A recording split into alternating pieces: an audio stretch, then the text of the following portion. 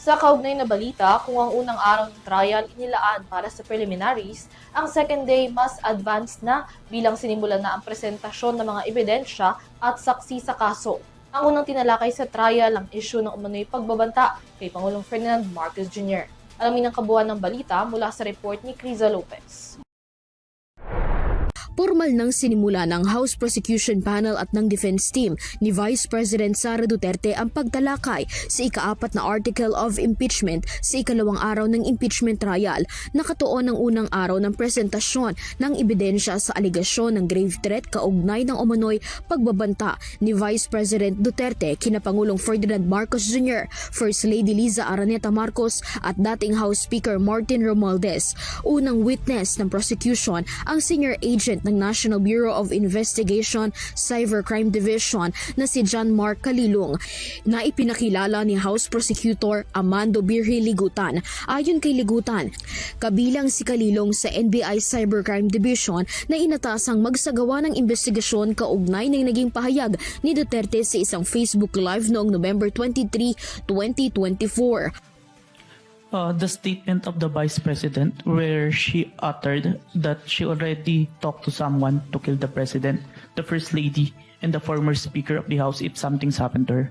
Okay, now, the next question now, Mr. Witness, is in what particular portion of the subject video,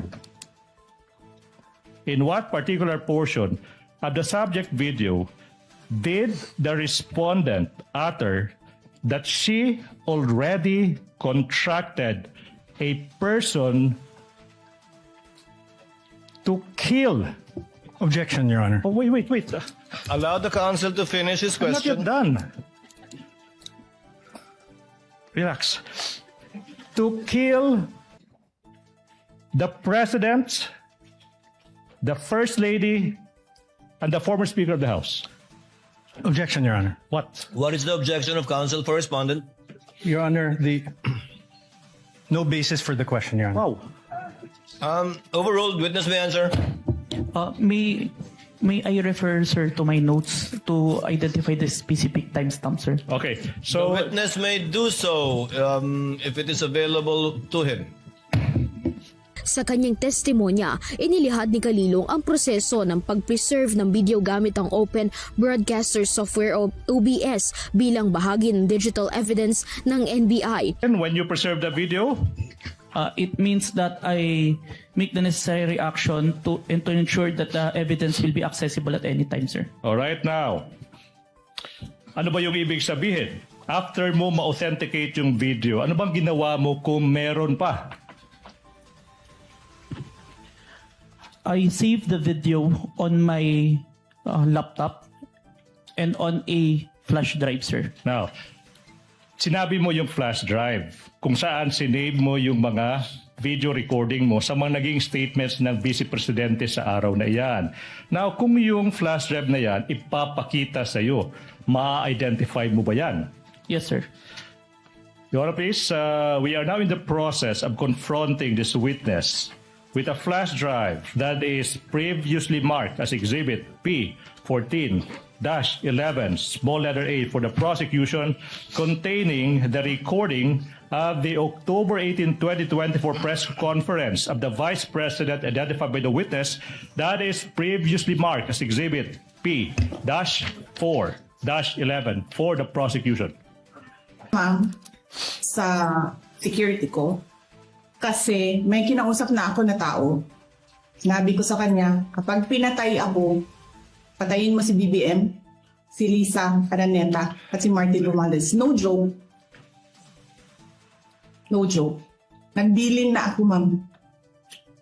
Pag namatay ako, sabi ko, huwag ka tumigil hanggang hindi mo mapatay sila. And then he said yes.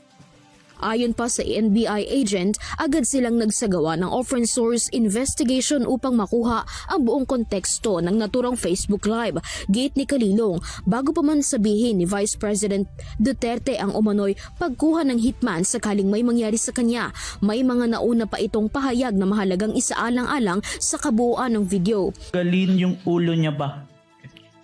I just imagine myself cutting his head.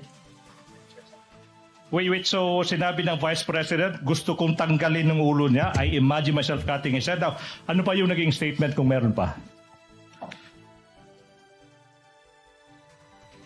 Toxic na, di ba? Ganyan na yung imagination mo. Sinasakal mo na yung tao. And then, I said, this is over. Alright. Kung meron pa, ano pa yung naging statement ng Vice President sa araw na yan? Hindi marunong maging presidente ang nakaupo. Kasalanan ko ba yun? Kung meron pa, ano pa yung naging statement ng Vice Presidente sa araw na yan? Hindi ko alam. Pero isang beses sinabihan ko talaga si Senator Amy. Sabi ko sa kanya, kung hindi kayo tumigil, huhukayin ko yung tatay nyo, itatapon ko siya sa West Philippine Sea. Sa interpelasyon, tinanong ni Senator Judge Risa Hontiveros si Kalilong kung ano ang pinapakita ng kabuang video na kanilang na-preserve.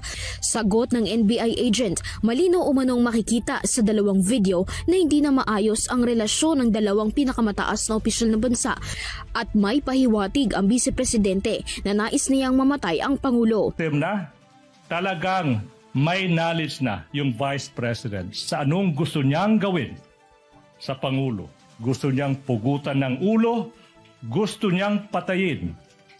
No less than the President of the Republic of the Philippines, Your Honor, please. At ang tanong po ba dito ay kung may krimen o kung may kung ang asal ay karapat-dapat Yes, sa Your Honor, Vice please. Presidente? We are able to answer two questions, Your Honor, please. The charges against the Vice President ay yung pagbibetray ng public trust, Your Honor, please. That is also, Your Honor, please, a culpable violation of the Constitution. Now, yung usaping, was that a criminal act? Yes, Your Honor, please. Kaya nga, yung NBI, through this witness, will prove na nag-file na ng kaso yung NBI against the Vice President. Tinanong din ni Senator Judge Hontiveros si Prosecutor Ligutan kung bakit maituturing na impeachable offense ang mga naturang pahayag ni Vice President Duterte. Ayon kay Ligutan, layunin ng prosecution na ipakita sa korte na hindi lamang minsang nabanggit ni Duterte ang umano'y banta laban sa Pangulo. Normal. Iyan po ay unang pagkakataon na nangyari yan, nakipagkontrata sa isang mamamatay tao, Your Honor, please. Ngunit sa gitna ng pagtatanong, hiniling ni Senator Judge Pia Cayetano na alisin sa record ang tanong ni Hontiveros at ang naging sagot ni Ligutan. Ayon kay Cayetano, mistulang closing argument na umano ang naging paliwanag ng prosekusyon.